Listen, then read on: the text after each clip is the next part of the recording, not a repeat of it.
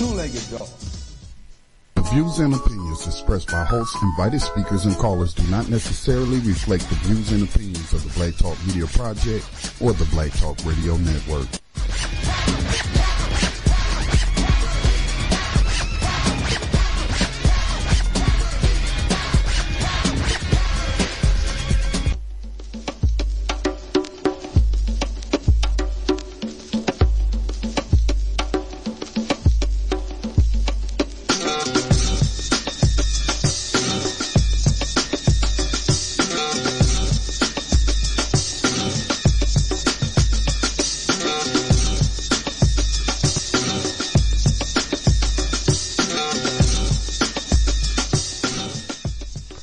Good afternoon and welcome to Black Talk Radio News. My name, of course, is Scotty Reed, broadcasting from behind these enemy lines. It's 4 o'clock p.m. Eastern. Today's date is April 10th, 2015. We've come to the last day of the work week, as they say, but you know, I do know that there are those out there that they're pretty much putting in work 7 days a week. And so, but it is Friday. We hope that you have had a productive week. I do first want to apologize for my lateness in coming on air. Apologies for that. We should always be on time, so I want to apologize for that. Today is Friday. Today, I don't even have an itinerary for the program. I just been caught up in some think tank and stuff and some other business going on, and I just did not have time, although I made mental notes of things that I wanted to talk about on today's program. Friday, today, we don't have any guests. Open lines. What do you think we should be talking about? What are some of your constructive solutions, proposals that you want us to take a look at in implementing to protect black people in this country, to implement a system of justice? Because, I mean, it's apparent to anyone that we do not live in a system that's based on justice, and anybody that comes to you or you are in conversations and they start talking about the United States of America is the best country on earth, I mean, ask them, based on what? Based on what?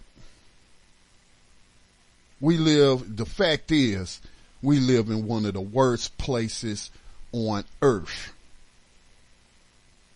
particularly for non-white people. And I don't think anybody can dispute that. When you live in a country with the world's largest prison slave population, I mean, something must be going on out there in the streets and in the rural areas. Something must be going on to swell the number of the enslaved like that. So if you live in a nation that's practicing legalized slavery, has the largest population on the face of the planet, just imagine what, the activity that is going on that caused these people to be enslaved. And certainly a lot of people don't want to be enslaved, and they will run, as we saw Mr. Walter Scott do. You can judge him. You could talk about his child support that he owed, and you can try to justify his murder. But the fact is, he didn't want to go to debtor's prison. He didn't want to go to debtor's prison. I'm not here to get into why he wasn't caught up on his child support. I don't know how long he might have been unemployed or unemployed. I don't know his personal situation. But I know I remember Yohanan talking about the average wealth, the average assets on hand between white and black people. Well, the average assets of a black person is $500. Whereas of a white person, I think it's something like, I think he said 20,000, 50,000. That's the average of the cash you have on hand. And there are a lot of Walter Scotts. People who are getting locked up because they could not pay a debt. They have brought back debtors' prisons. We heard about them in Ferguson. If you can't pay, then you must stay in prison, in jail, wherever they hold you, whether that's county lockup or for however many months. And I mean, there are probably millions of people who have closed accounts and still owe on those accounts, whether they credit card accounts or their bank account was in a negative or they declared bankruptcy. Unless they was engaged in acts of fraud, these people are not put in prison. But, you know, there was this whole campaign and they came up with a label called deadbeat dads, not deadbeat moms, not deadbeat whatever, but deadbeat dads. Whole campaign to justify debtors' prisons. Now, certainly people should assist in taking care of their children. And many people do. But sometimes it's not financial. They may not have it that month because they couldn't find work or work was slow or, you know, so a lot of people, but none of these people that declare bankruptcy, that owe all this money, even those who steal money, like the bankers, the CEO of the various banking corporations, they don't never go to jail. They don't go to prison for the crimes they commit. And owing child support should not be a crime. That's a civil matter. You garnish people wages, and indeed you do. You can withhold their tax returns and pay it to whoever owes it. Indeed you do that. How do you violate the U.S. Constitution and many state constitutions that in plain English, might even be the old English, say that debtors' prisons have been abolished, that you can't put people in prison for debt? If that's the case, perhaps the entire country would be behind bars. Certainly we should, if being in debt was a crime punishable by jail or prison, then certainly all these politicians over the years and in office now and office past should be in prison for the debt that they put America in.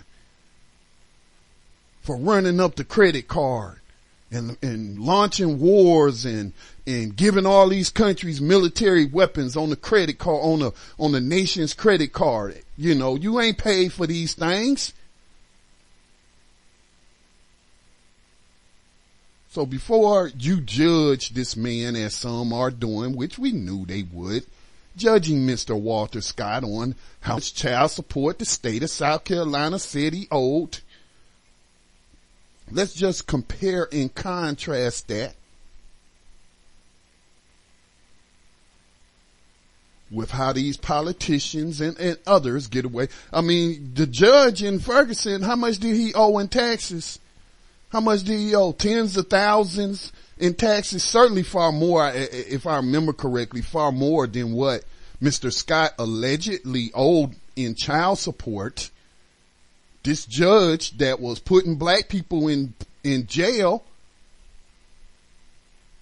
and part of this scheme to raise $3 million, millions of dollars for the city of Ferguson, he hadn't even paid his taxes. He was a tax absconder. But did anybody come to arrest him? Did anybody issue any warrants out on him because he hadn't paid his property taxes? No, they did not.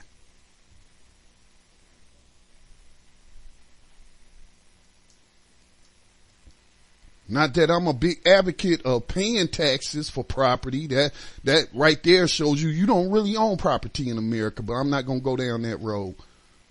But try not paying your taxes. They usually take it from you unless you're a well-connected white man. Like that judge we saw down there in Ferguson, who, you know, his only punishment for his crime was being forced into retirement. So again, stop and think before you judge this man and say he deserved to be gunned down because he didn't want to be put into debtor's prison and he ran away.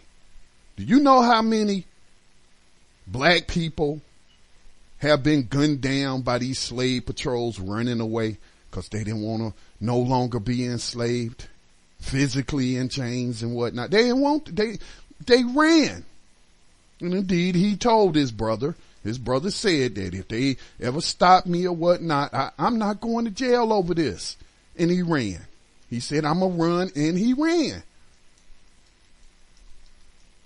And so Slager, we know the rest. We saw the rest. Gunned him down for running. For making him run. Then making him look foolish as he drops his own taser. And Mr. Scott continues to run. And at that point, he got in his shooter stance and put 4 in his back and 1 in his ear.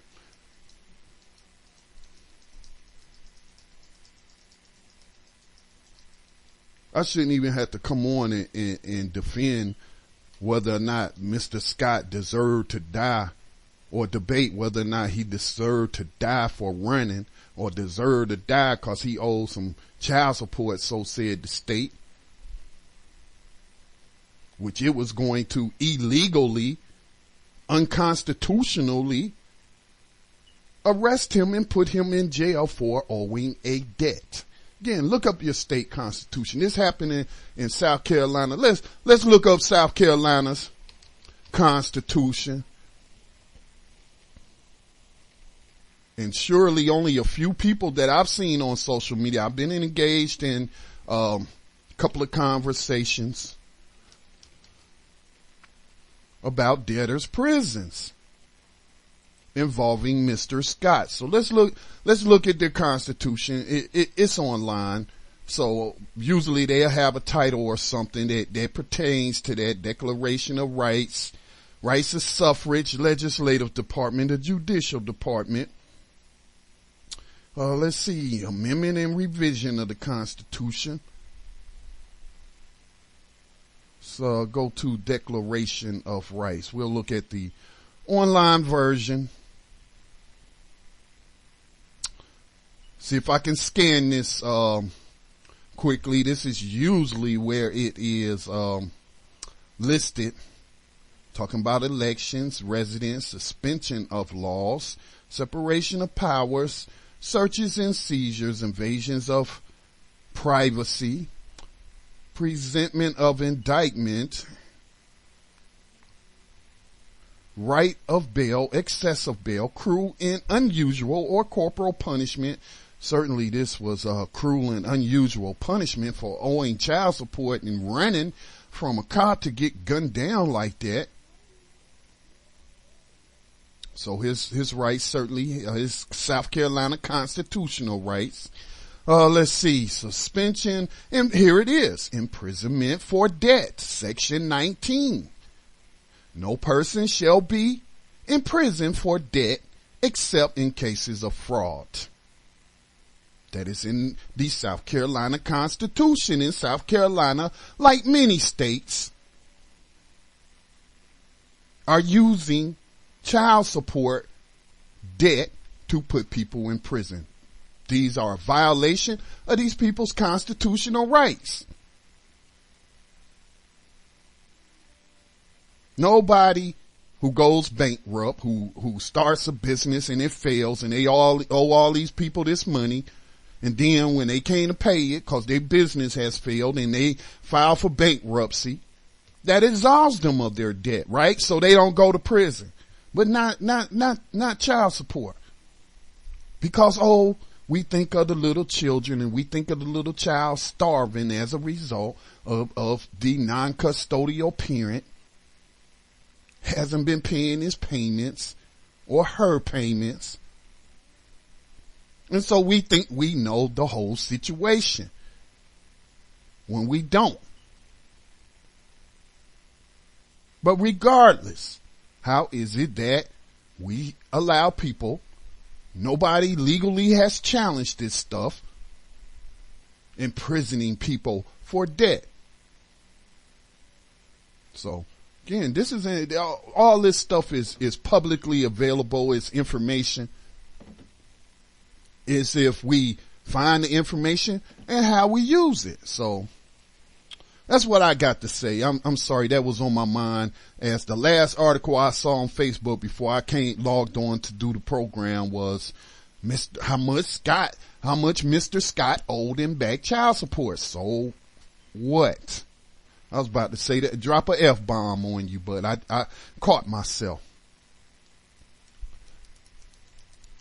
So again, it's pretty much open lines. If you want to give us a call, the area code's 530-881-1400. The access code is 549-032#. Hit *6 and 1. Once you're in, then I'll be able to identify you and bring you on air. Again, I do apologize. I didn't make a itinerary because I've been caught up in some things. I do want to tell you about some. I just took this action. So some of you may or may not know, we have a group on Facebook called Move to Abolish 21st Century Slavery. I think you just type that in the Facebook search engine. Let me just check. Yeah, Move to Abolish 21st Century Slavery. It's a public group. We got 1,521 members. And so we like to think of ourselves as, educating ourselves and educating newcomers who realize that legalized slavery and human trafficking is still occurring here in the United States per the 13th Amendment. And so lately here we've been talking about, being not only an advocacy group, but a lobbying group. And so I was just thinking about some stuff as I was on the back porch watching the wind blow all of these pine cones down and seeing the trees swaying and hoping that there was no tornado, as I read about the tornadoes in, I think, Illinois and Ohio, and just, putting out good vibrations to rebuke any tornadoes that think they want to come up through this way and tear it up. So yeah, I was just sitting out there and just thinking.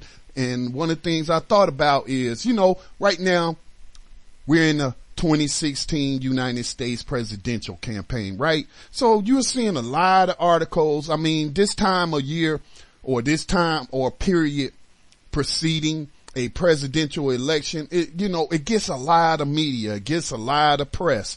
Lots of articles and things being written about the candidates. You got all these different political action committees that are, creating these funds so that they can pay for ads on TV or on, the internet, put up billboards and whatnot, erect websites and to rate the candidates on the issue. And so I was thinking today, we as abolitionists, although we have seen some successes with a couple of mainstream publications featuring writers who said that slavery was never abolished. Angela Chen comes to mind in her latest article on the Huffington Post. Not her latest article, but an article she wrote recently. She's been a guest on the program. So we have been making inroads into educating more and more people, taking the message of abolitionism mainstream. And so we was like, you know what? Let's go ahead and create a website where we rate the presidential candidates, those who announce, who have officially entered this race, and we're going to rate the candidates. We're going to rate them. We are not going to endorse any of them. So, it's not like, all of us who consider ourselves abolitionists think that change is going to come through the ballot box, but some of us do. Some of us do. And so, but we all agree that we need to end slavery. So we, came up with a website name. I'm not even going to give it out yet because it's brand new. Doesn't even have a post on it, but the blog has been set up. May change it. But where we are going to examine the candidates. So far, we only have Ted Cruz and Rand Paul officially entering the race. We have like Jeb Bush. I think he's only, speculated about, well, he might run for president, but I don't think he's officially announced or formed a campaign, committee or anything like that. But we hear Hillary Clinton, she is supposed to announce on Sunday or Saturday over the internet her candidacy. So all of those who officially enter into the 2016 race, we are going to look at their records. We're going to look at the donations that come into their campaigns. And we are going to rate them on the issue of abolitionism to see how, that's all. We're not going to look at their foreign policy. We don't, not to say that we don't have other concerns outside of abolitionists, but our main focus, the top of our priority is ending slavery in the United States and therefore the rest of the world too. So we will only rate the candidates and examine them on the issue of 21st century slavery and human trafficking. This does not mean that we're endorsing anyone or we're saying that this is the abolitionist candidate, so you should vote for that person. No, all we're going to do is rate them on their issues related to 21st century human trafficking and slavery. So not a lot of people call it criminal justice reform or ending the drug war or sentencing reform, all of that, sweep all of that under the cause of abolitionism. How far it really goes, that doesn't matter. All we're going to do is report and rate. And then by the end of it, when there is just 2 or 3, we'll include the other third party candidates and we will rate them all on where their platform stands on the issue of ending slavery in the United States. Even if it doesn't call for the repeal of the 13th Amendment or the removal of the 13th exception clause, we will still issue them a rating. Maybe 0 to 100%. We'll come up with something, some kind of scale. But I think the most important part is to pay attention to who's funding them, because you follow the money. When you follow the money, you find the agenda. And these corporations don't give the maximum amount allowed under the law unless they are confident that there's a pretty good chance that this candidate is going to be favorable to their agenda. So we want to know if Rand Paul, if Ted Cruz, the only 2 who's announced thus far, we want to know, are they getting campaign contributions from the Correction Corporation of America? Are they getting campaign contributions from the GEO Group? What about Wells Fargo? Wells Fargo is a bank and it invests in private prison slavery. So are they taking money from retail lobbies and whatnot who may be using prison slave labor? So the web is indeed wide. The net is definitely going to capture many of these corporations because, I'm just so I guess impressed by the knowledge of the abolitionists that I have an opportunity to work with and think tank with and talk to and whatnot in the depths of the research that they do. So that we have already registered a domain name. And this is what we're going to do, because we have to force 21st century slavery and human trafficking into the national conversation. And what better way than by attaching it to the presidential election?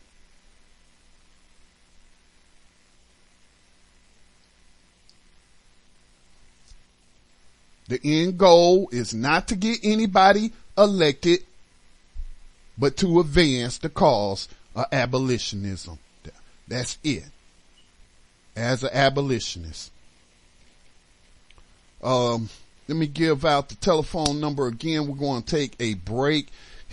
Coming up here, we got about 1 minute, so we might as well go ahead and go into this break, and I will check the phone lines again. If you would like to add anything, you can do so by giving us a call at 530-881-1400. The access code is 549032#. Hit *6 and 1 to come in on air.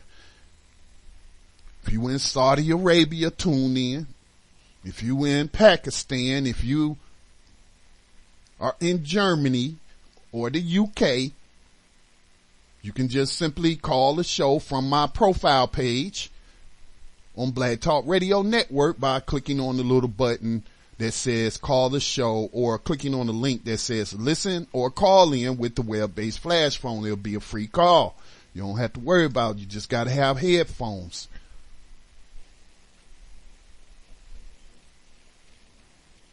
So we're headed into another weekend, and we are going to take a look when we come back at the latest Killed by Police casualty reports. That's killedbypolice.net. Yesterday, I reported that 2 more people were killed by police. That was on February the 9th. We will see if were there any more victims since we was on air yesterday, and if there are any today. Just to give you the idea of the land that you really live in.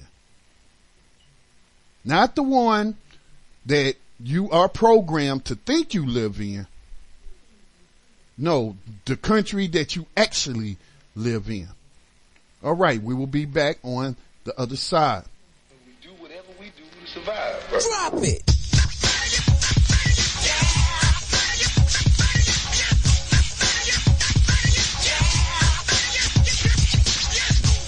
The rhythm, the rebel. Don't believe the hype. Yes. Don't know we can do this. Here we go again. This is Monroe, North Carolina.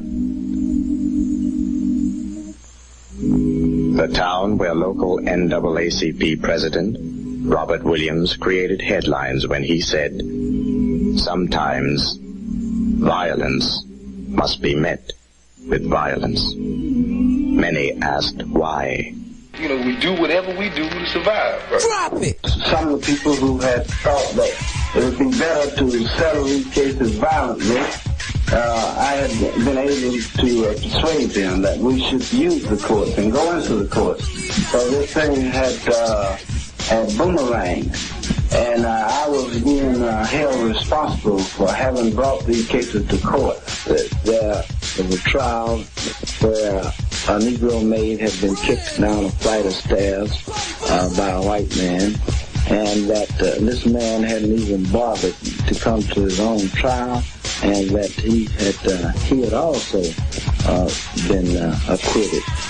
And there was a demonstration as a result of this in the courtroom by the Negro women of the community. And they had approached me and had said, well, you said that you would see that these people would be punished because through the organization we would have competent counsel, and that if it hadn't been for you, that these people would have been punished. And they wanted to know what I would recommend that they do from then on.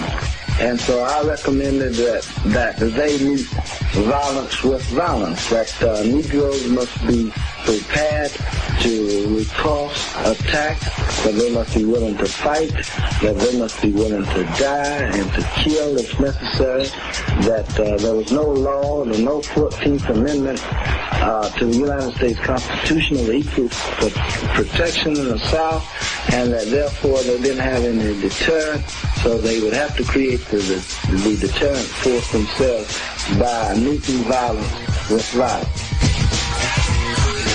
Supporters. His life remains in grave danger due to the Pennsylvania Department of Corrections medical neglect and malpractice in regard to Mumia's prison-induced health crisis connected to diabetes. Please sign the petition on behalf of Mumia in pursuit of securing outside medical help to properly treat his condition. Go to www.freemumia.com for the link to the petition. Step up to demand that Mumia be seen daily by wife, family, lawyers, supporters, and friends. Call Governor Wolf at 717-787-2500 or Commissioner John Wetzel at 717-728-4666. 4109. Join the demonstration in support of Mumia Friday, April 10th, 5 p.m. on the northwest corner of 7th Avenue and 125th Street, opposite the State Office Building, Citibank side. Also, on Saturday, April 11th, join the Move 9 in celebration of life. Call 34.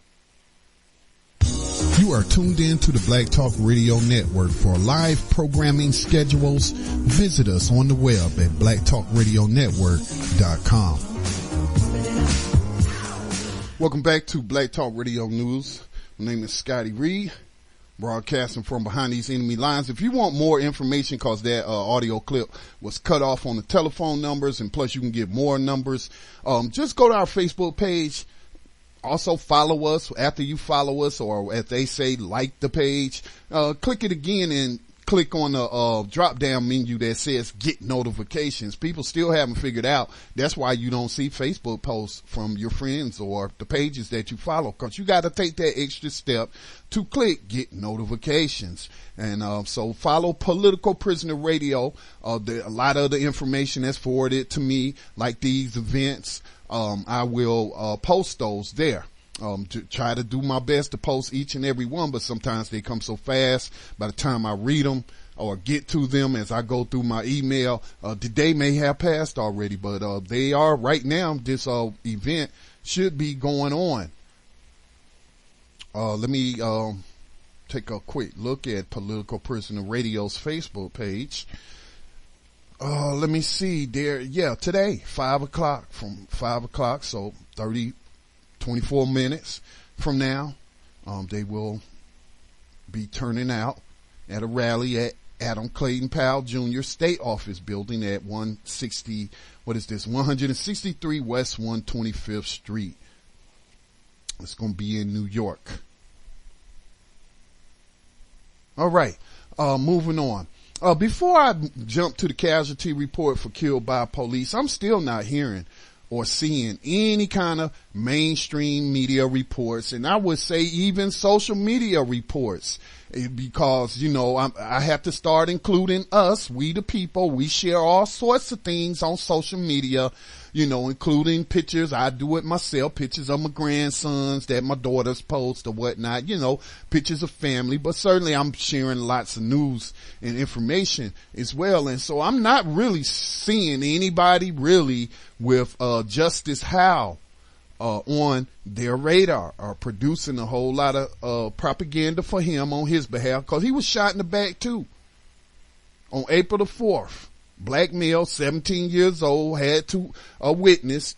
This woman got hysterical after seeing his kid shot in the back twice, and she made it be known. But why isn't this national news? Man, you could do, on Al Sharpton's program every day, they could highlight that Politics Nation is on the air. I shouldn't say Al Sharpton's program, because it's not his program. Let's say MSNBC's program, Politics Nation. They could feature a victim every night. Every night. But they don't. Why? Ask the producers why. So anyway, on April the 8th, or 9th, I'm sorry, we went off the air. There were 2 people killed. Mark Smith, 54 years old. I think we talked about him yesterday. Then Philip Michael Burgess, 28-year-old in South Carolina. He was also killed by police. Still don't have the information, or no, these are 2 new ones that were posted after we went off air for April the 9th. In Indiana, another Indiana case, a male, doesn't say name or race or anything like that, doesn't have the age either. Florida, another one dead in Florida, Gordon Talmadge Kimbrough Jr. And his story is interesting. I looked at his story. He is being accused of attacking a Santa Rosa County deputy with a samurai sword and actually cut him. You know, what's Michonne, that's her name on The Walking Dead, that walks around with a swamp samurai sword. And so allegedly this man cut this deputy with this samurai sword. And then before he was was shot multiple times by the second deputy and killed. And so this comes in the context of, and again, on the casualty reports, we don't make determination in the killedbypolice.net says we're not making a determination of whether these killings are just or unjust. We are just reporting them. These are casualty reports. But I was listening, not listening, but I had gotten an email of different news stories. And one of the things I had read where this so-called quote unquote terrorism expert was saying that with the murder of Walter Scott and you having that video out like that he suspects that there are going to be increase what he called attacks on cops. I think he called it terrorist attacks on cops. I would not use that language. Why not just say attacks, retaliation? Because as people, more and more people wake up to the fact that we don't have a bunch of Andy Griffins, smiling, kind white men running around with badges, just trying to keep the peace in the town and settle disputes and whatnot. Not really out there to stop and frisk people and whatnot. So that image is being destroyed as we get the true face of policing in America. And it's not like things have gotten bad or getting out of hand or there's been some kind of change, No. This has been a part of policing, the gunning down of black people and other non-white people who have been marginalized in a system of racism and white supremacy. This has been a part of standard operating procedures in regards to those people in communities on behalf of the police. You don't have to take my word for it. You can Google it. You can Yahoo it, or whatever. You can Bing it, whatever. We even had the police commissioner of the NYPD, I forget his name, but he gave a speech to a whole bunch of police in New York after they done showed out and explained to them that this is his words, they see us as the slave catchers, and every bad thing that has happened to the black community, the police have been a part of it. And that is just so true. You can't get any plainer than that. Every single bad thing that has happened to the indigenous community, that has happened to the black community, that has happened to Hispanic communities, that have happened in poor, dirt poor white communities, police always been there, man. They've been there. Upholding Jim Crow, upholding slavery, taking part in lynchings and murders. That's their true history. But you know what? They got a hell of a propaganda machine. Many of these politicians, they won't say a bad word about the police. They will keep talking about that one bad apple, making the rest look bad. No. Like I saw somebody post today, you got 99% of the bad cops. That's the cops. 99% of them are bad, making the 1% of good cops look bad. That's the reality. When we start talking about conspiracies to cover up murders, we're talking about a culture of criminality that has gone on unabated for centuries. And this is a fact. This is a historical fact. This isn't just something Scotty Reed is saying as he expresses his outrage and indignation over all this killing. No, these are facts. This isn't emotion. This isn't conjecture. These are well-researched facts. So, Have y'all seen? So, I agree with the guy. Not shortly after the killing of Eric Gardner, remember the guy who took the hatchet? We interviewed someone who had come across him who was part of the protests in NYPD. I can't recall the guy's name first time I ever talked to him, but that was his friend. Zale Thompson, I think it was his name. And he's seen on video camera with a hatchet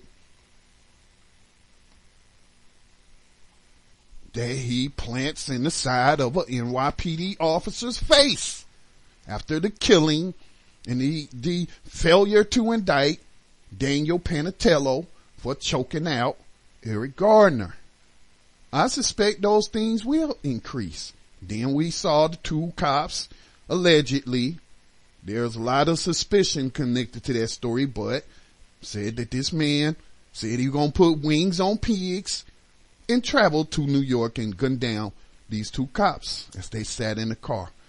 A lot of aspects of that story I don't have truly been fleshed out, but if we just take it for face value and say, yes, this did occur.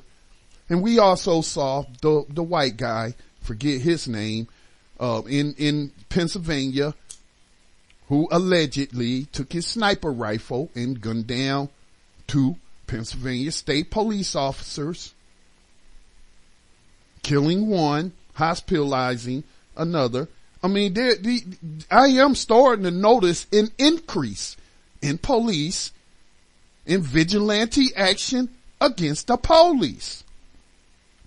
And so I think that guy might be on to something if he thinks that these sort of attacks are going to increase because of the video that is being widely circulated, that, people aren't taking these actions in view of the police simply because of the video, but because of what the video exposes, what everybody knows.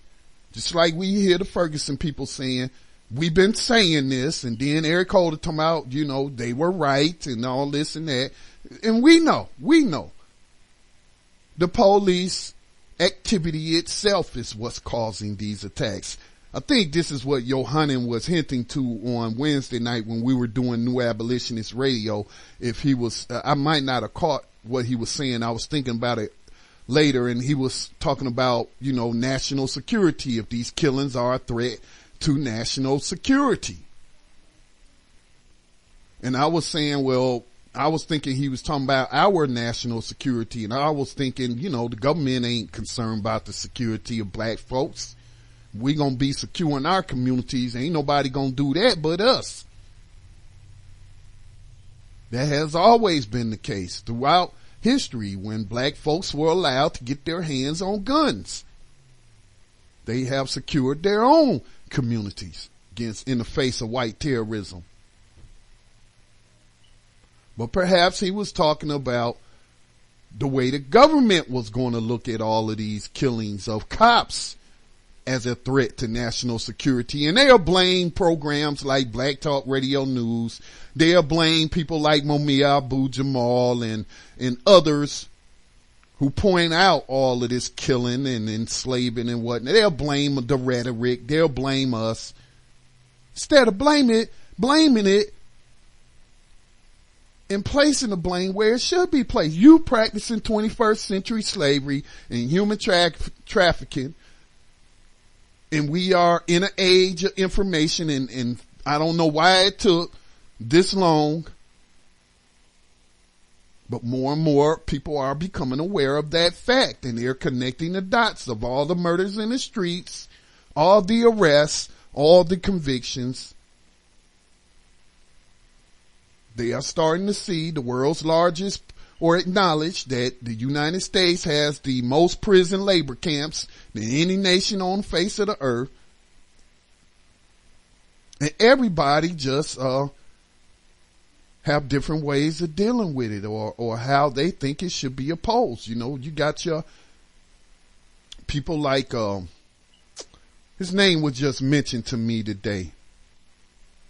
Man, well, how did I forget this brother's name? The brother that went off in California, the former cop. Somebody had brought him up.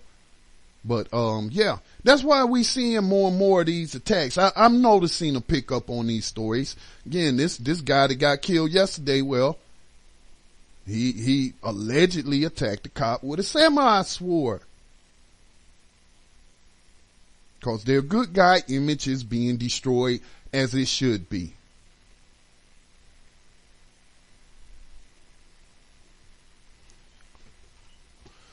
So we had, how many died yesterday? 1, 2, 3, 4. 4 died on the American battlefield yesterday. We don't know the details of them all, but those are the raw numbers. Again, just a side note here. I don't, sometimes that's why I need my itinerary to keep my thoughts, cause I think about so many things simultaneously. My mind gets cluttered. But as I'm sitting here and I'm looking at this killed by police report, killedbypolice.net on the casualty report, my mind just goes to those who would divide the black community along color lines, along gender lines and whatnot. The foolishness. Old Kendrick Lamar is a sellout cause he married his high school sweetheart who happens to be a light-skinned black female, as if, she's some kind of alien, not to be trusted cause of her skin color, cause she's light and he's dark and he sold us out, and I wish he'd have married me. I think that's where that so-called black feminist, if the person is even real, who wrote that crap. But then somebody else, and I've heard it over and over, but in recent days, people talking about, well, how come we don't focus on the black females that's being killed? Well, we do focus on the black females when they're killed. But you see and they say, well, why is it always black males that people talking about? Well, that's because black males are the ones that's being killed the most. As I look down this list, damn it, I ain't seeing not one single female. I had to go all the way back to March 18th to find a female. Let me just go over this real quick, okay? Cause I may have missed something. No, there's a black female. Here it is, March 27. Y'all probably ain't even heard her name nowhere else. So you're getting it from me first. This is before I started scanning this daily. But we had a black female. Where you at, sister? 26 years old, named Megan Hockaday. She was killed in California. I'm just seeing this story. So I'm trying to pull it up now.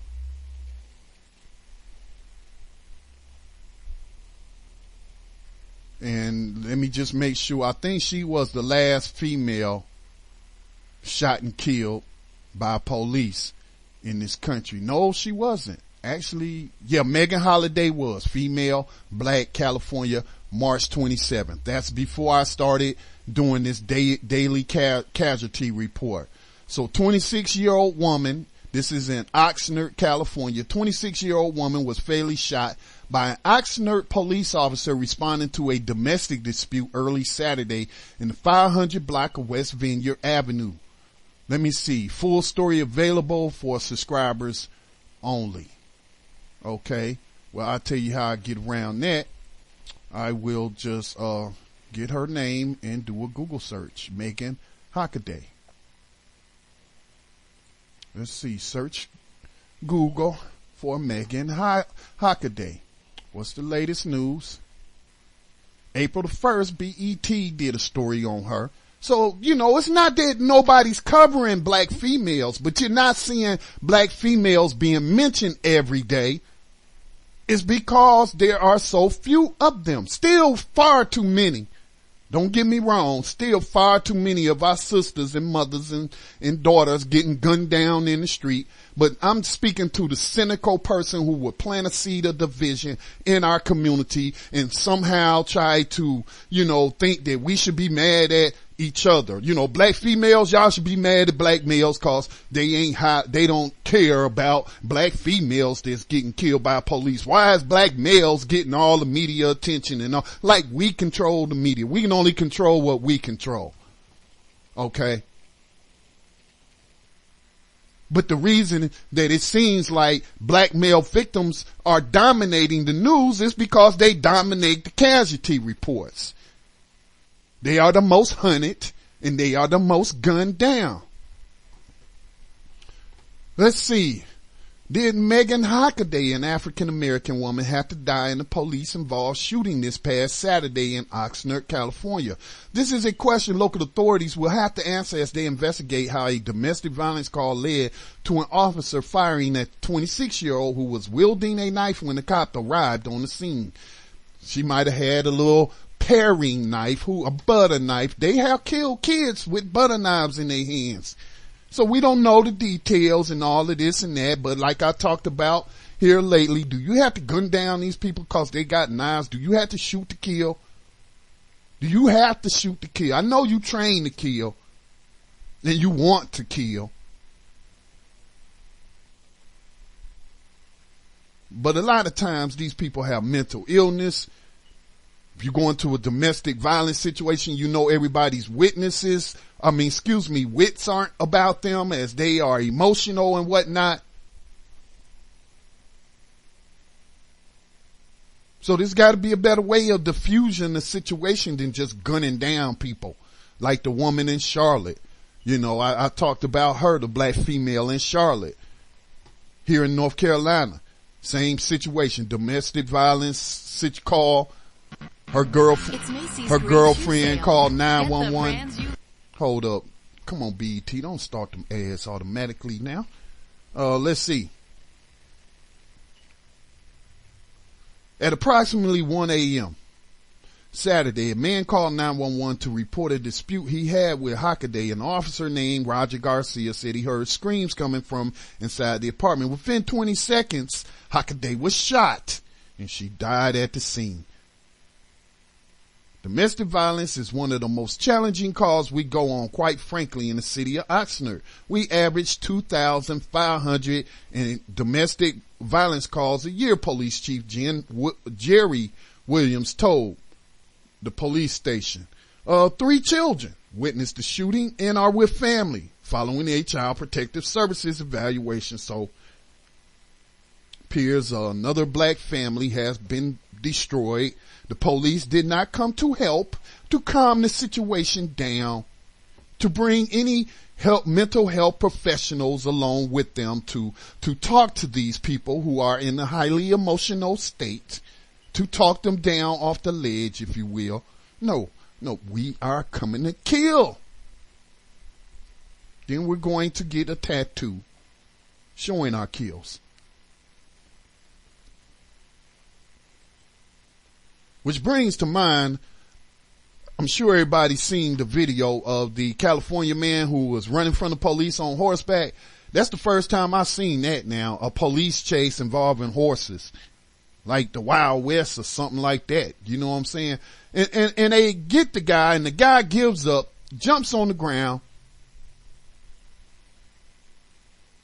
And the news helicopters is in the air. Recording the entire thing, and he puts his hands up, gets on the ground face down, hands out, nothing in his hand, and you know, here come the cop. Kicked them right in the face, and then here come a whole bunch more, like, you know, clowns getting out the clown car to just jump on this man and get a blow in. I mean, like, and we just keep seeing this play out so many times. What the hell, man? You talk about unprofessionalism, and no, I don't want to be the one that say, oh, it's training. It's their training. They have poor training and what. No, they are thugs. That's thugs. You know you're not supposed to be out there assaulting suspects. Come on now. When someone's giving up, all you're supposed to do is take them into custody, not beat them.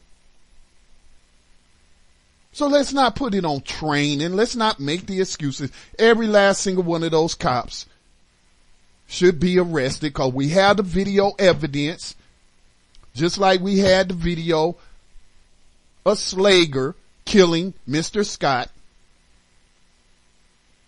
They charged him with murder because you couldn't deny what you saw. So here we have what some people have said, a scene from the past, a blast from the past. Remember Rodney King and all them cops running in to get their licks in. Like some, gang. They are a gang, really. But, yeah. Every last single one of those cops that we saw kicking, they should be charged. What the hell you need to investigate? How long do you need to investigate? A lot of time that's stalling tactics to wait for the story to go away out the public eye and the news quit talking about it and nobody's paying any more attention. That's why you have investigations that take a year. You got evidence right there. There's no reason that these cops shouldn't have been arrested immediately. Every last single one of them, including the ones in North Charleston who conspired to cover up the murder of Mr. Scott. I'm finally starting to see some mainstream reporting and questions being put forth on that. Finally.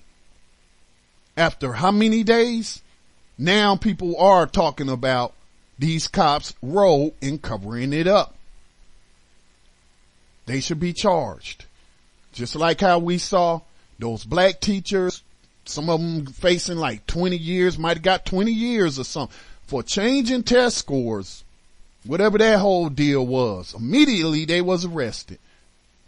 Perk walk, we all saw them in handcuffs and all that. We ain't seen that of these cops, are we? That we know participated in the murder cover-up. That we know saw them take part in the beating of a defenseless suspect who had gotten off his horse and laid on the ground, giving himself up, and then you just come in kicking and beating and tasing and all that kind of stuff, causing these injuries to this man. He'll get a settlement, costing the taxpayers money.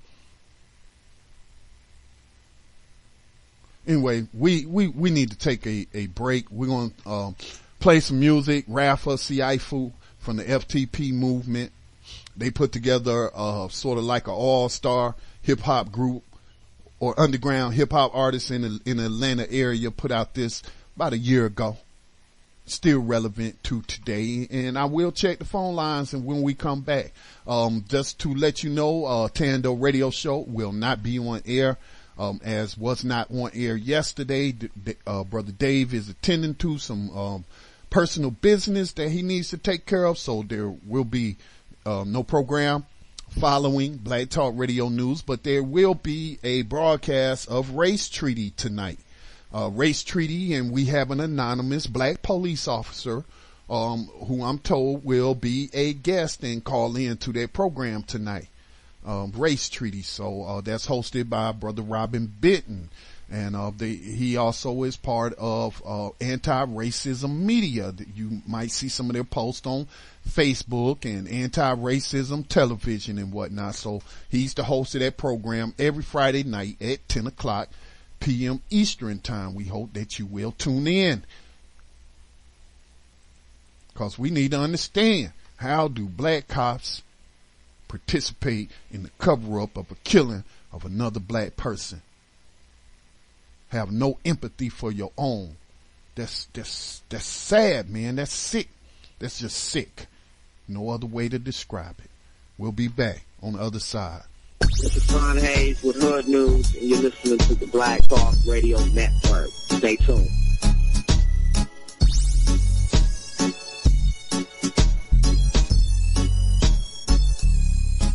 May appear a confusing blur of activity, each ant doing its own thing, but it can't be. Somehow the ants coordinate their actions so that large insects are overwhelmed, killed, and carried back to the base. Peers is dying, and my people are suffering. The money's still low, you should see how they budgeting. Watch what comes out your mouth. People are suffering. It's elementary, they want us all gone eventually. Peers is dying, people are suffering. The money's still low, you should see how they budgeting. Peers is dying, and my people are suffering. Cause the money's still low, they want us all gone eventually. I swear to God, living in this economy's like a robbery. The government taxing me when they owe me for my property. You niggas act like you happy to live in poverty. When I feel like a king, I gotta make these fools acknowledge me. I'm royalty and loyal to the feeling of it. The contrast make it look thuggish. We talk, walk, and look rugged. Naturally, nothing sad to see. We all a part of this tragedy. I'm mad at you, so why you mad at me? We headed for the times of the 9. Watch out, 6. Sun cycle on the rise, moon cycle out the mix. Living on this planet of the snakes and the crucifix. Pardon yourself as I unk my way through, marching with my A-boom boom, making my debut. Like great balls of fire, nothing could save you. In these replenishing times, I honor my dead, making my ancestors proud when it's off with your head. Does my pencil possess potential to change mentals? Yes. Sure what you pen in is packed with the essential less. What is essential to keep it as sharp as a ginsel? Yes. What is essential to keep it like a temple? Bless all to the temple, keeping the beat simple and fresh. While they whimper and rest, I'm intuition like the simplest gas. Into tradition, I'm on a mission until I transition to give the up and coming a better existence. I seen a beggar spawn reaching for a corner too. The older we get, it switches up the point of view. And they anointed you, leader of the free world. Desolate minds refined to the B-girl. The most benevolent is evident who I be. Graffiti on the wall, the crew, Drew Ali. Zoo to our key, shifting on the paradigm. Raise the vibrations, then go prepare the mind. Define magnificent red gem. Dig deep, the omnipotent all-seeing. I just peep the game plan. I pray for niggas, amen. That Sharpie spray can, I made man. With suede bands, no street skate, no beat taking. For Pete's sake, he's a beast quaking, the scene shaking. No mistaking, the ants conquer the elephants. FTP, RBG, the rest developed.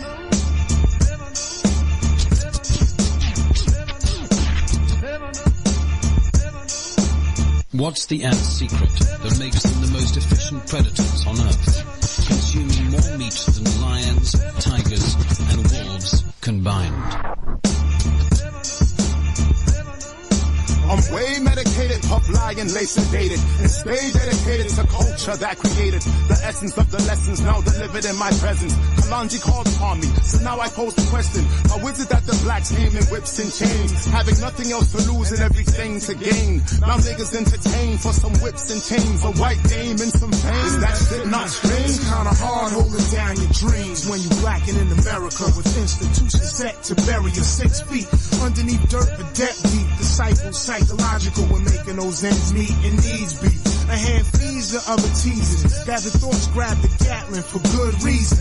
In between success, devil's greed, a pine box of mind jogs elusive. And why I come off and camouflage, can't take cloth. Eating lentils and vegetable broth, but I ain't never been soft. Beating the lost and forsaken by any cost, bones aching, working hard, trying to bring home the turkey bacon, breaking laws of gravity. Fuck with the family and watch me savagely crush craniums and chest cavities to pray for the casualties. Cause my anatomy is naturally, casually composed. This is self-construction for the soul. I'm black dynamite, I'll blast you with my nitros. Put a dope piece with a gold piece in the booth with 5 disciples. We channeling boot mind, the revolution sparker. With 8 bars, cigar smoking some dark room on the altar. Watch the Data work a mojo walk the stage without a hype man. Electric verses turn the great crowd into light rain. Plus psyches with an ill beat, the brain food that's got high fly wisdom called Saucy, the enlightener, that's side rock. 2012 and times are different yet the same. Nowadays the number of prisoners behind the cage outnumber amounts of those enslaved during the trades. And shame we killing ourselves over what set you blame. Getting shot instead of hang. Nothing changed but a better accept the cheddar of corporate profit to gain. The more money in pocket, the more people in chains. Unite niggas who bang, destroy their main aim. It's all connected, form a web like a Nazi. It's the people, Siafu is the army. Start a top contender, oil plots a new agenda. They even breathe on the track, sucker and for dinner. All they got bitch I penning, this right here's the ending. Words the venom, getting them wrapped in Egyptian linen. Coming for head this rapper, Kali will shake the rafters. Only thing standing after, walking natural disaster, rapture.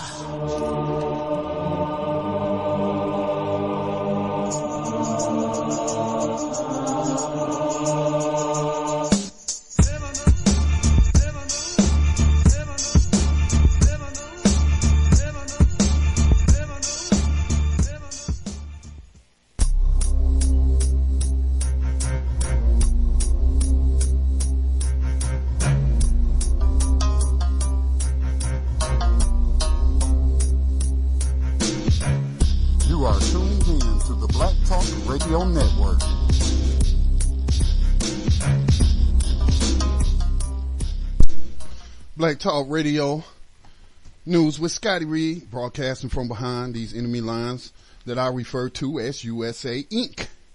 Incorporated. Again, it's Friday.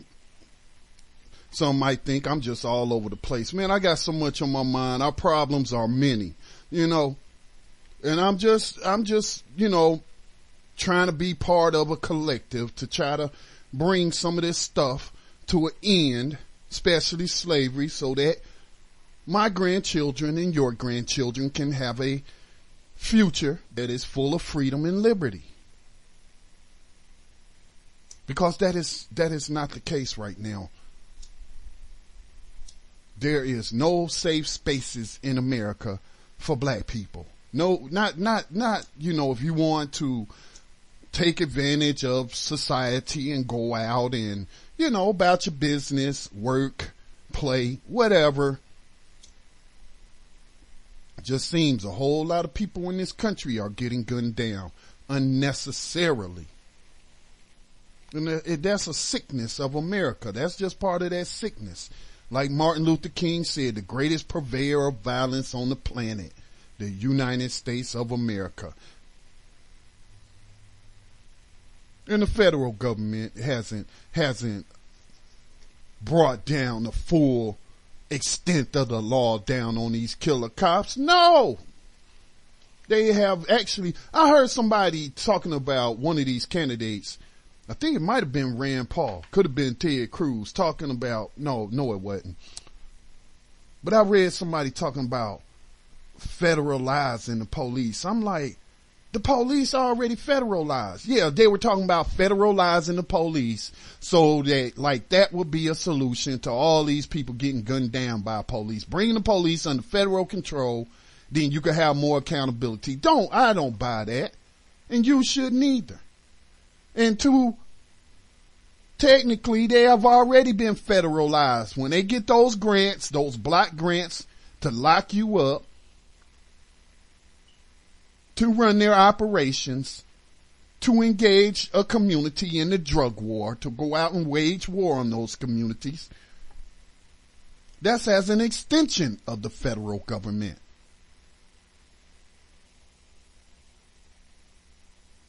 So I just don't think that that's a solution. I appreciate somebody, you know, trying to come up with something, recognizing a problem, but that is not the answer. That is not the answer. Federalizing police isn't the answer because they already been federalized.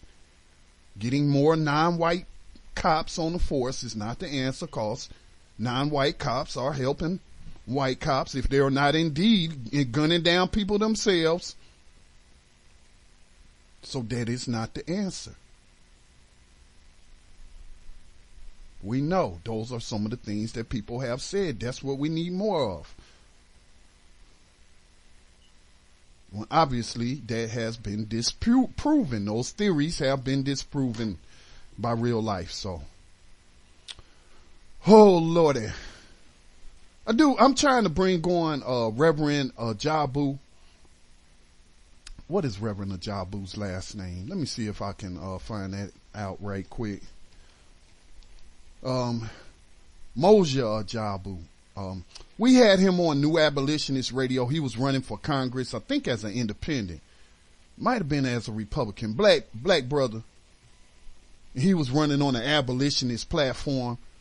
Probably the first since the 1800s for a candidate to be running for Congress on an abolitionist platform, talking about ending slavery. Of course, he lost, but he tried. But he's written an article. So we are working on getting him on the article, talking about quarterbacking. Time to pick up the gun. It's the question that he's asking. Is it time to pick up the gun in the face of all this violence? And he's a reverend. And his article, you know, I'm looking at it in the context of all of these attacks on a Georgia SCLC chapter president who has been suspended, who said black people should embrace their Second Amendment rights, that they need to arm themselves because nobody is protecting black people in America. And he was speaking on the recent murder of 2 unarmed black men by police in the state of Georgia. And people were falling all over themselves to come out and condemn his comments and saying, you work for the SCLC. Dr. King was against nonviolence and all this and that. He would never support arming the black community. I support arming the black community, but with love, not with weapons, not with firearms, that kind of nonsense. You know, and Dr. King, from reports, his home was like an arsenal, all kind of guns, just like most of the black people during that time period, especially across the South. Guns all over the place. We know he agreed in the March Against Fear from Tennessee to Mississippi that he agreed to allow military veterans, former military grunts and whatnot, infantrymen, to protect that march. To run point, if you will, as they traverse their way through enemy territory.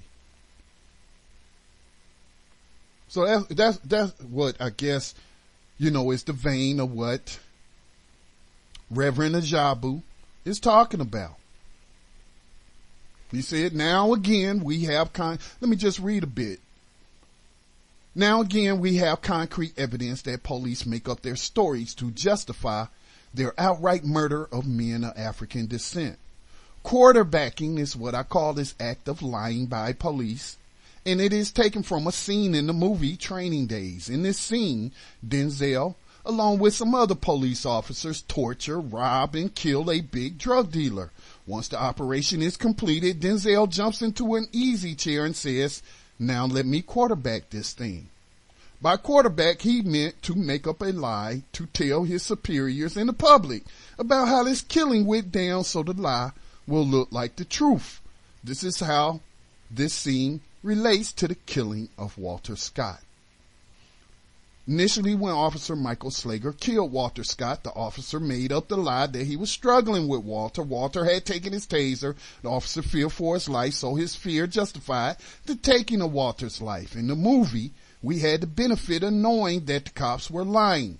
In real life, the quarterbacking scene is most times not there, but in the murder of Walter, we are privileged to see Officer Slager during the quarterbacking. There is video. Now, he writes some bullet points, and his piece is fairly long, but I'm not going to read it all, but I'll go across some of the bullet points. He said, now, this video raises all kinds of questions and reveals all kinds of truths. Let me deal with some questions first. How many police officers are patrolling our communities and actually patrolling for the opportunity to kill instead of protect? How high is the percentage of police officers who actually cover up murder as they justify police action shooting? Eric Garner, Tamir Rice, Michael Brown, Michael Taylor, Walter Scott, etc. How high is the percentage of officers who knows of this quarterbacking but keep quiet and just go along with this deadly game? That's what I was talking about on New Abolitionist Radio. See no evil, hear no evil, speak no evil. I'm not finna put my promotion in jeopardy by crossing the blue line and ratting out my fellow officers, no matter how horrific the crime, no matter the oath that I took, that I swore to uphold law and justice and to be a protector of the community. Now he goes into some bullet points about some revelations, and this is what he says. Reverend Ajabu, former congressional candidate out of Indiana. Just because a police officer, he said, here are some revelations. Just because a police officer said it does not make it. Let me back up. I didn't say that right. Just because a police officer said it does not make it true.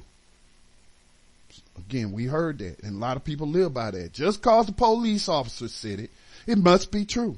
He swore on the Bible by God, and yeah, he got up on a stand, and I'm going to take his word over this other person's word, and I'm going to send them to prison slavery for 20 years. He says, society wants to say overwhelmingly that most cops are good, but these so-called good cops are co-conspirators in helping the bad cops cover the truth and create plausible lies. The video of Walter's murder clearly highlights this fact. Police in our community, and again, we just saw the video of the cops kicking the heck out of that guy that was on horseback after he gave up. I bet you every last single one of them in their report will go back and say that he received those injuries from falling off his horse, and that upon falling off his horse, after they secured him, they rendered first aid to him for the injuries from his fall. That's what they'll write up in their report, right? Just like we saw in North Charleston. Oh, we tried CPR and tried to save this man's life, and it turned out to be a total lie, total fabrication. Reverend Ajabu says he could go on and on about the truth being revealed. However, I am going to conclude with raising one more issue. The death of Officer Perry Wren is also being quarterbacked. So I don't even know, is this a cop on cop killing? So I'm going to stop it right there. He goes into that. Let me see. Officer Perry Wren was just doing his job. This is something that occurred in Indiana. One of the police cops got killed by a black man, and I guess Reverend Ajabu was saying that it's being quarterbacked. They're not telling the truth about what happened. Perhaps this man was defending himself. So we're going to try to get in touch with Reverend Ajabu. All right. Okay. Again, the telephone number, if you have something to report, we got not much longer left in the broadcast. Again, there will be no Tando radio show tonight, but there will be the race treaty, a broadcast of the race treaty with Robin Benton. Telephone number is 530-881-1400. The access code is 549-032#, and once you're in, just hit *6 and the number 1. So I agree with everything that was written there. I don't think you can dispute that. That is what's going on. A lot of times they say that fiction is based on reality. And so whoever wrote the script for Training Day, perhaps they did some in the field research.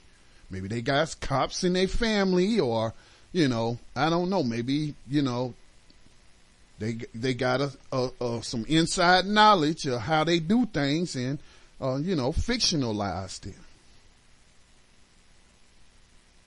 None of this is new, people. This has been going on again since cops have been on the face of this earth. And I say abolish the police, man. Abolish them.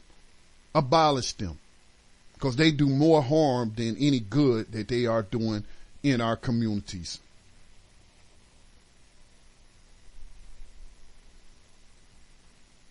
There is a story that I had reported on that I want to follow up.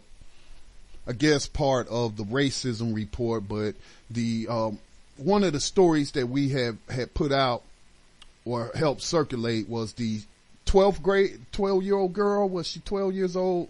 The black child, female. And also, I think that's in the same state of Indianapolis, if I'm not mistaken. But where the little black girl had been called nigger in the hallways, and then she started getting little threatening notes left on her locker talking about, nigger, you don't belong here, things of that nature. And so the school basically tried to cover it up, said they were investigating, but first they tried to tell the little girl, oh, this just words. That's what the principal told her. It's just words, just ignore them. They can't hurt you. Instead of treating it like a threat, a criminal offense of a racist nature. But the girl knew that was incorrect. That was the incorrect response to her reporting an act of terrorism against her. And she told her parents. So her parents went to the Concord Community Schools and complained, filed formal complaints.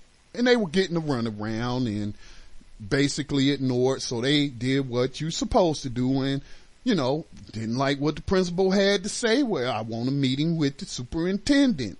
I'm going to go talk to whoever I need to talk to make you people take this terrorist threat on my child serious. And so it got to the point that they banned this woman. They banned this family from being on campus because she wouldn't allow them to treat it like, you know, just high school or intermediate school hijinks. Probably didn't want to get some little white kid in trouble and branded a racist. So they, you know, basically want to keep this quiet. So eventually the sheriff got involved and now the sheriff's department is investigating, but, now the parents are coming out blasting. I don't want to use that word. Let's just say now the parents are coming out with public statements saying they are not happy with the NAACP's involvement in this case and that the NAACP was just too quick to acquiesce to what this school district was saying and saying that they was handling it properly and they agree with the procedures and all this and that, and the family isn't happy. I don't know if they sought the NAACP's assistance or not. Let me see. No, they were not asked to represent the family, so they just weighed in on it, which they can do that. They part of the community. They can weigh in on something. But how did they get into the meeting? On behalf of this one victim. Again, I'm not trying to disparage the NAACP. I'm just giving you a report. On this particular chapter, and as I stated before, you know, we need to judge these individual organizations and chapters individually based on their merits and what they do and do not do. Because I was very unhappy with the Ferguson chapter of the NAACP coming out in the beginning of the Michael Brown murder, basically regurgitating what the Ferguson Police Department said. This kid may have stolen some cigars and so, yeah. That's what the police said. Anyway, this family is not happy. They are not happy. Let me just read a little bit from this article that was published on GoshenNews.com. Said Concord Community Schools and NAACP leaders met on March the 24th in response to the racial slur directed towards Neely. That was just more than a racial slur. See, that makes it sound like, oh, they just called you a name. No, that was an act of terrorism. That was a threat in response to the racist, terroristic threat directed towards the child. After the meeting, Ron Davis, president of the Elkhart County NAACP, said he was pretty satisfied with the process school leaders follow in addressing bullying incidents. The leader agreed to conduct diversity training with the administrators and the new superintendent when he or she arrives. I think this principal is going to be retiring this summer. Here is a statement from the parents of the child. I don't think they're married, but they are co-parenting. In addition, Neely and Pratcher, that's the child's parents, said the school said it was not the place of the NAACP to determine if the situation is satisfied when they are not the victims or our representatives. The NAACP only asked us to let them represent us after they intervene on behalf of our concerns and begin discussions with the schools, and we declined their offer, they said in a statement. In addition, she said, our emails with unanswered for days remain unanswered while we witnessed the press getting replies from emails they had sent the same day, the statement said. It is perfectly clear that Concord schools have invested their time in false appearances in avoiding our family. So they're talking about the school not responding to emails. They said that the school has done absolutely nothing to address the situation surrounding our child's Naziria Neely's experience, and added that the school leaders have not returned repeated requests for a meeting. So this article just came out yesterday, and I first reported on this story about 3 weeks ago. So, yeah, that is the case sometimes. I'm even hearing that being the case with the Scott family, saying that thank you, but no thank you, Mr. Sharpton. Please do not come to North Charleston. We do not need your assistance. We will handle this locally. Who can blame them? I think that's smart, because soon as you have these organizations, I'm talking about being codified now. We know a lot of hate, racist hate, is thrown at the NAACP, Al Sharpton, National Action Network. A lot of racist hatred. But, you know, we know already that once they attach themselves to a case, we know the hate is coming. And we know that the mainstream media, the racist media, is going to focus on Sharpton and make it about Sharpton, or make it about Jesse Jackson, or make it about anything about what it's supposed to be about. And that's the act of terrorism. Already here in this case, we got the NAACP. Oh, this is how we solve it. Let's just do let's do diversity training. That's the problem right there. No, that's not the problem. You shouldn't have to train somebody to respect another person's rights and to treat them like human beings. When a robber goes out there and does a stick up and robs somebody at the ATM and take their money, do we say, oh, he needs diversity training? Do we say, oh, they just need training on how not to be robbers? How the hell do you train somebody not to be a racist? That's not something that you can, if a person within themselves, within their spirit, soul, heart, whatever you want to call it, if they don't want to change, if they have hate in their heart and they want to hold on to that hate and practice racism and act on that hate, giving them diversity training is pretty silly, in my opinion. I've never been through diversity training. I never even looked at, a diversity program syllabus. If they have one, I don't know. But it just doesn't make sense to me. People don't need to be trained on how not to be racist. They just need not to be racist. And if they have committed acts of racism, if they have ignored concerns and not providing a safe environment for black children in the school, then they need to go. If you can't be concerned about all the children and you're going to practice racism, then you don't need to be in that profession now, do you? You just need to go find something else to do. You're listening to Black Talk Radio News. My name is Scotty Reed, part of the Black Talk Radio Network, broadcasting every Monday, Tuesday, Thursday, and Friday right here on the Black Talk Radio Network. I will scan some of our social media pages and see if there's anything that I think needs to be brought to your attention. There's one thing that just came to my attention, and I'll share it with you. It's involving a former guest on this program, a former victim of the system. They had her enslaved for a while, and their family has experienced another tragedy, and so I want to tell you about that on the other side. This is Black Talk Radio News, Scotty Reed. You are tuned in to the Black Talk Radio Network. Hit me! There's not a minute to spare. There's not a minute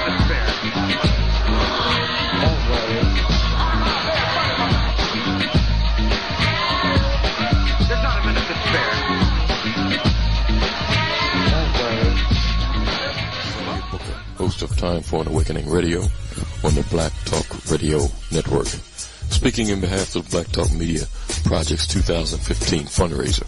Since 2008, the Black Talk Media Project, which has created Black Talk Radio Network, has engaged in producing original content from a black perspective for the global black community. You can help us continue this mission and help us even more by giving donations to the Black Talk Media Project's 2015 fundraiser and asking others to do so also. Let us work together to make 2015 a stronger year for independent black media. Again, this is Elliot Booker of Time for Awakening radio program on the Black Talk Radio. And welcome back to Black Talk Radio News. I want to tell you about another fundraiser. You may or may not remember the 2012 case of Nicole Bowen. She was a pregnant black woman who was falsely prosecuted in a case of, they tried to say she assaulted a police officer or resisted arrest or something. It happened outside of the Super Bowl with one of these undercover cops or something like that, and how he accosted her. And we did several programs with her husband, and eventually when she got out, she, was known to have problems with her pregnancy, and they had her locked up, and she eventually took a plea deal, and I think she got out with time served. It was like, a real big story. A lot of people, rallied to her cause. And so, unfortunately, they have experienced another tragedy, and this is the message that was sent to me today by her husband. And it says, "Hello, we are seeking that you lift up our family up in prayer as we lost our 7-week-old baby this week. We started a fundraising campaign for our son, Christopher Angel Bowen's funeral and other expenses. During this difficult time, anything will help. We appreciate anything you can do. Thanks and God bless. Please tap to donate." So that's on GoFundMe. I have posted the link on Black Talk Radio Network's Facebook page. I'll see if I can also shoot it out through Twitter. Let me just go to the page and do it right now. People have been donating. That's good to see. They've raised $2,000. Let me see if I can tweet this. Yes, I can. All right. So in memory, you'll see it on our Twitter page, at Black Talk Radio. Again, the name of the campaign is In Memory Christopher Angel Bowen. So we send our condolences to the family in this tragic time during their period of grief. So yeah, I just wanted to make y'all aware of that. Again, there was a emergency demonstration today, still ongoing to about 6:30 for Mumia. That is also posted on Political Prisoner Radio's Facebook page, also on Black Talk Radio Network's Facebook page. It does have a link to a petition. They're asking people to sign to save the life of Mumia. They're trying to kill him through medical neglect. And one of the demands that they are asking people to make is that Mumia be granted treatment by specialists of his choosing who are outside the Department of Corrections, an appropriate diet, and daily visits by family, friends, and attorneys. So again, he had been in a diabetic coma, and he didn't go in with diabetes or anything like that. It's the prison food, and they won't even provide them with the proper diet that he needs to treat this condition that he developed on his prison plantation. So for those who don't know who Mumia Abu-Jamal is, he's known as the voice of the voiceless, former Black Panther Party, former member of the MOVE organization out of Philadelphia, and current political prisoner who's a journalist and continues his journalism from behind bars. They find his commentary to be such a threat that they passed an unconstitutional law in Pennsylvania to shut him up. To shut prison radio down. So, just want to remind you about Brother Mumia's circumstances. I had bookmarked this one particular site, and I'm going to share it with you. This will be the last story as I get ready to wrap up, go into the weekend.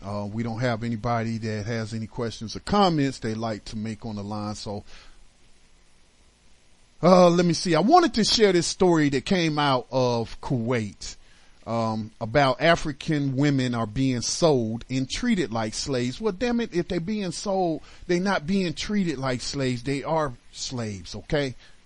And I talked about this. I may have had it in private conversations or even mentioned it on air in connection to Hillary Clinton and the Clinton Foundation, the Bill, Hillary, and Chelsea Foundation, Clinton Foundation. And they had they are so down for women's rights and against human trafficking and all of this and that. I've had run-ins with the foundation over issues surrounding slavery here in the United States. And so you may have been hearing about this foundation been taking money from these countries, these Arab countries. They got a lot of oil wealth and are able to donate millions upon millions of dollars to help the Clintons in their global agenda through their foundation. And so she's been called out for taking money, this foundation taking money from these countries like Saudi Arabia, Yemen, the United Arab Emirates, and they have atrocious records when it comes to women's rights. I even posted a video on one article about that showed a woman just being beheaded in the middle of the darn street by a man with a 6-foot sword in Saudi Arabia. Don't know what she did. Maybe she talked back to her husband or was neglecting her household chores, or perhaps she was jealous of one of his newest wives and he accused her of something and got her head chopped off, because Saudi Arabia is under Sharia law. And I don't want to sound like a dumb conservative, but Sharia does mean law. But their system of so-called justice is based on the Quran and writings of Muslim scholars. So I don't know what she did, but yeah. And so an article came out about Yemen, and I've talked about this, what I saw in other videos I saw. I'm not going to say I saw anyone getting beat or whatnot when I was in Saudi Arabia, but I did see a lot of imported labor. They don't do manual labor, not Saudis.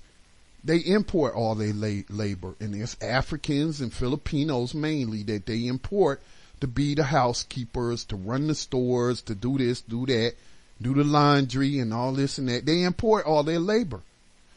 And so I was not surprised when I saw a video on YouTube of a African woman being tied up to the rafters, and then this Saudi man, this Arab, start beating her with a cane. I wasn't shocked by that.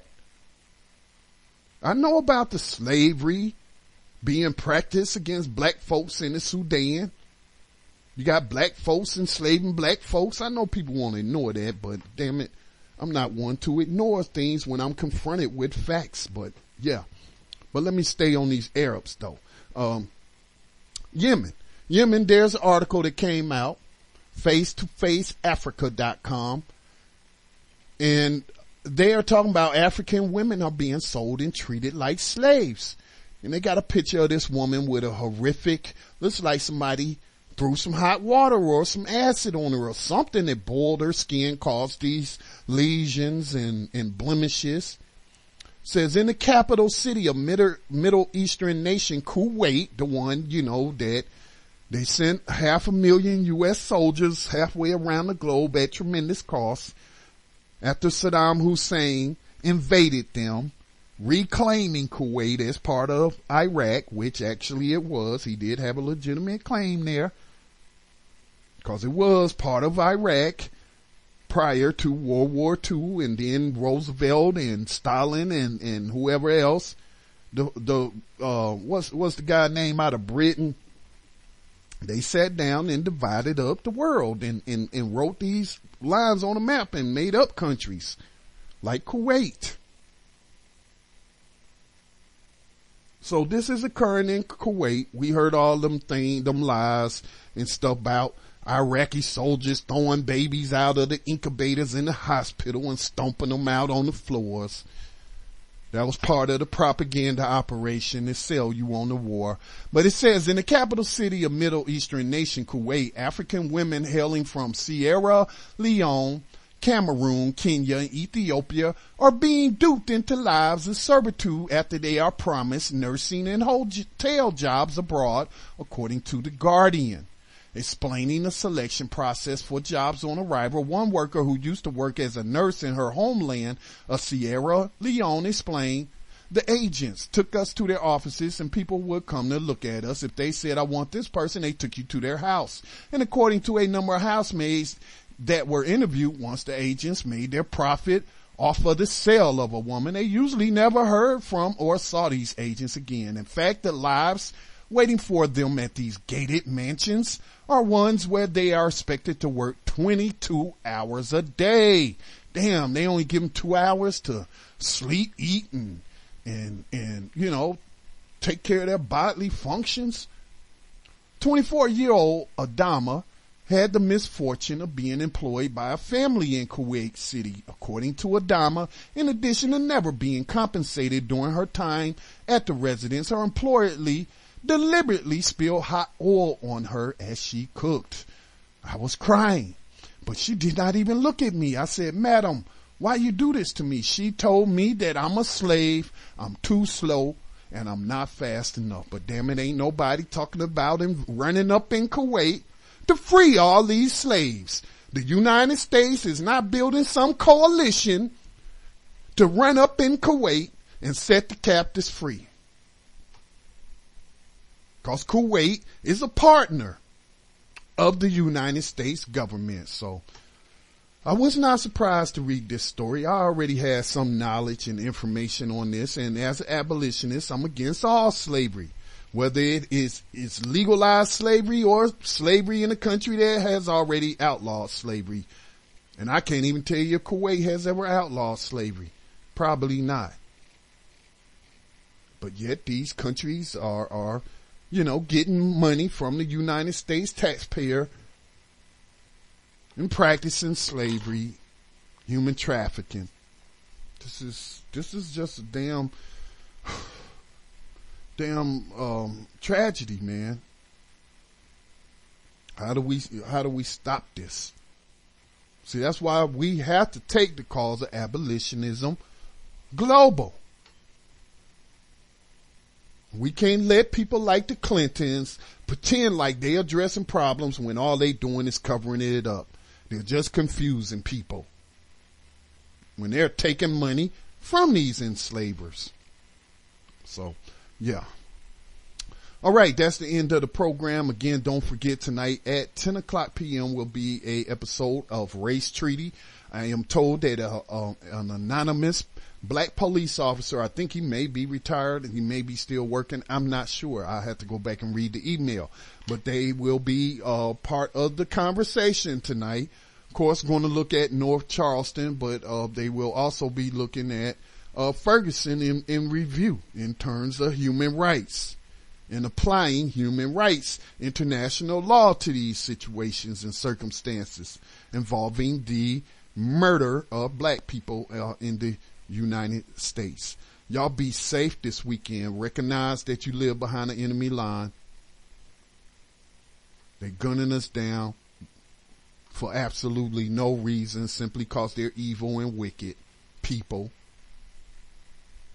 They are like their forefathers, and so you have to recognize that fact and therefore act accordingly so that you can make it home and not get gunned down and then left face down in some grass somewhere as people conspire to cover up your murder. This is Scotty Reed, Black Talk Radio News, and I'm out.